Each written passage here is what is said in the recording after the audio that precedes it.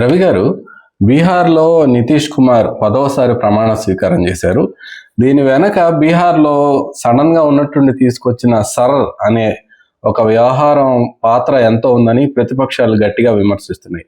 అదే సర్ ఇప్పుడు ఏపీలో కూడా ప్రవేశపెట్టబోతున్నారు. దానికి ప్రతిపక్షాల నుంచి వామపక్షాల నుంచి పెద్ద ఎత్తున నిరసనలు వెల్లువెత్తుతున్నాయి. ఏమంటారు సార్? నిజమే. అంటే 10వసారి అంటే ఐదోసారి గెలిచాడు, కానీ 10వసారి ప్రమాణ స్వీకారం చేస్తున్నాడు ఆ పెద్ద మనిషి. నిన్న ప్రమాణ స్వీకారం చేశారు చంద్రబాబు నాయుడు, మోదీ అందరూ హాజరయ్యారు. అదొక అయిపోయింది. అయినా మంత్రివర్గంలో బీజేపీకే పట్టు ఎక్కువ ఉంటుంది, సంఖ్య కూడా ఎక్కువ. అది అలా పెడితే ఇంత అసాధారణమైన 200 స్థానాలకు పైన రావడం అన్నది దేశాన్ని ఒక విధంగా ఆశ్చర్యానికి గురి చేసింది. వాళ్ళను బలపరిచే వాళ్ళు కూడా జీర్ణం చేసుకోలేనంత. దీంట్లో రాజకీయంగా అనేక కారణాలు, ఎత్తుగడలు, తాయిలాలు ప్రకటించడం ఇట్లాంటివన్నీ ఉన్నాయి. తర్వాత ఎక్కువ మందిని చిన్న పార్టీలను కూడా కలుపుకోవడం ఇదంతా. కానీ అన్నింటినీ మించిన సర్లు అనేది మీరు చెప్పినట్టు దేశంలో ఎన్నికల వ్యవస్థలో ఒక సరికొత్త ప్రక్రియగా సర్ అనే పేరు పెట్టి దీన్ని తీసుకొని రావటం బీహార్తో మొదలైంది. ఇది బహుశా దేశ చరిత్రలో ఇది ఒక పెద్ద కొత్త చర్య. ఇది దాని మీద ఇంకా సుప్రీంకోర్టులో దర్యాప్తు కూడా విచారణ కూడా జరుగుతూ ఉంది. ఈ సర్ అనేది బీహార్లో ఓటర్ల సంఖ్యను కుదించింది, 67 లక్షల ఓట్ల దాకా తగ్గించింది. ఇప్పుడు ఫలితాలు వచ్చిన తర్వాత చూస్తే 75 నియోజకవర్గాల్లో ఒక 3 చోట్ల మట్టుకు ఆర్జేడీకి అది ఉపయోగపడింది. మిగిలిన అన్ని చోట్ల ఎన్డీఏ వాళ్ళకి గెలిచారు.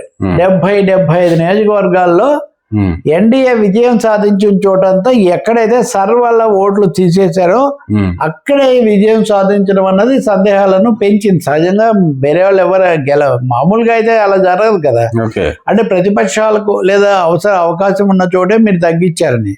అంతకంటే కూడా ఇంకో విచిత్రమైన అంశం ఏంటంటే, ఇప్పుడు ఎన్నికల పరిశీలకులు లేదా పరకాల ప్రభాకర్ ఇట్లాంటి వాళ్ళు చెప్తున్నారు బలంగా. అదేంటంటే ఎన్నికల సంఘం ఎన్ని ఓట్లు పోలయ్యాయని చెప్పాలి. పోలైనవి ఎవరికి ఎన్ని వచ్చాయి దాన్ని చెప్పడానికే చాలా సమయం తీసుకుంటున్నారు, ఎంత శాతం లెక్క కట్టడానికి. కానీ ఎన్ని ఓట్లు పోలయ్యాయనేది ఎన్నికల సంఘం 2 సార్లు మార్చింది. పోలైనవి ఎలా మారుస్తారు? అవేం మళ్ళీ కొత్తగా వచ్చేవారు పోల్ చేయరు కదా. ఒకసారి పోలింగ్ ముగిచాక 2 సార్లు మార్చి అది ఇది చేసిన తర్వాత కూడా తేడా ఉంది. ఏం తేడా ఉందంటే 1,77,673 ఓట్లు ఎక్కువ ఉన్నాయి. Total votes polled gross votes అని చెప్తున్న సంఖ్యకు నిజంగా లెక్కించిన సంఖ్యకు మధ్యలో ఈ 1,77,000 ఇన్ని ఓట్లు తేడా ఉన్నాయి. ఇవి ఎక్కడి నుంచి వస్తాయి, అసలు ఎలా వస్తాయి? ఇవన్నీ ప్యూర్ టెక్నికల్ థింగ్స్ కదా. ఒకసారి ఓటేస్తే వేసినట్టు, లేకపోతే లేదు. కాబట్టి గోల్మాల్ ఏదో ఉంది కాబట్టి ఇన్నిసార్లు చేస్తున్నారు. ఇప్పటికైనా గ్రాస్ ఓట్లు ఎన్ని పడ్డాయి, చెల్లనివి ఇవన్నీ తీసేసాక లెక్కిస్తారు. సో గ్రాస్ ఓట్స్ ఎన్ని అని ఇలాంటి ప్రశ్నలు వస్తాయి. కాబట్టి అవకతవకలు సర్ కూడా ఉపయోగపడింది, దీనికి ముఖ్యమైన పాత్ర వహించింది. వాళ్ళకు బలం లేని చోట గెలవడానికి చేశారు. మూడోది కూడా సర్ వల్ల వలస కార్మికులందరూ ఓట్లు కోల్పోతే మహిళలు ఎక్కువగా వచ్చి ఓటేస్తే మహిళల ఓట్లు కూడా పోయాయి ఉన్న వాళ్ళలో, ఇలా గెలిచారు అనే. సో ఇప్పుడు సర్ అనే దాని మీద దేశవ్యాప్త చర్చ జరగాలి అని అన్ని ప్రతిపక్షాలు, లేకపోతే ఆలోచన పరులు, మేధావులు, ఆఖరికి మాజీ ఎన్నికల ప్రధానాధికారి ఒక ఆయన కూడా కోరుతున్నారు. కానీ సైమల్టేనియస్గా ఒక 200 మందికి పైగా మాజీ న్యాయమూర్తులు, మిలిటరీ అధికారులు, మాజీ ఇతర బ్యూరోక్రాట్స్ వీళ్ళంతా ఒక ప్రకటన చేశారు. మీరు ఎన్నికల వ్యవస్థను అవమానిస్తారా? ఎన్నికల సంఘాన్ని అంటే దేశాన్ని అవమానించడమే ఈ పద్ధతిలో. ఎదురుదాడి ఏంటి? ఒక్క బీజేపీ తప్ప ఏ రాజకీయ పార్టీ సర్ను సమర్థించలేదు. సర్ బీజేపీకి ఉపయోగపడే విధంగా చేశారన్న బలమైన ఆరోపణలు ఉన్నాయి.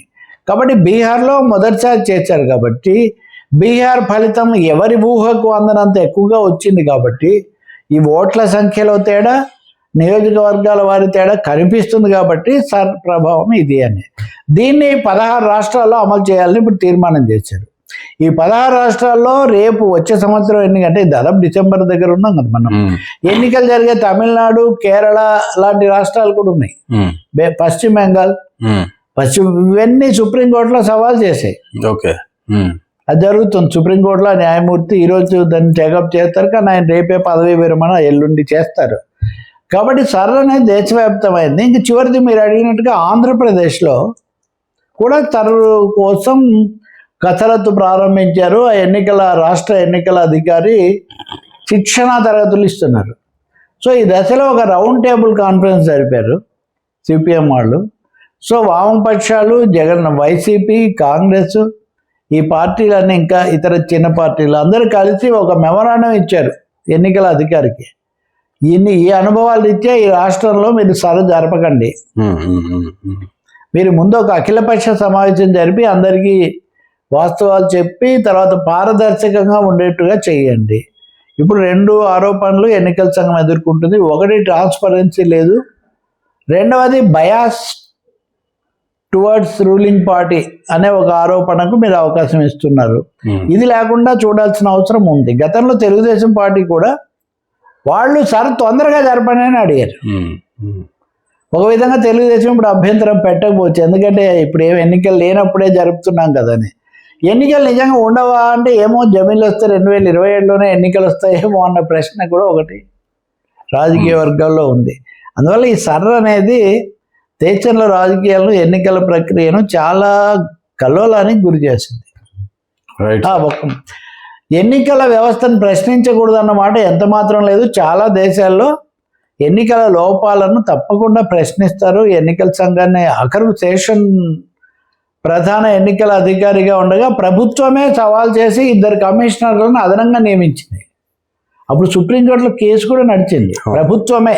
అప్పుడు అది పెద్ద సంచలనం. అది సంచలనం. కాబట్టి ప్రభుత్వము ఎన్నికల సంఘం గురించి మాట్లాడకూడదు, అదేదో గంగిగో గురించి మాట్లాడినట్టు అని అట్లాంటివి ఏం లేవు. ప్రజాస్వామ్యంలో ఏ వ్యవస్థ ప్రజల యొక్క సమీక్షకు, రాజకీయమైన చట్టబద్ధతకు అతీతం కాదు. ఓకే రవి గారు.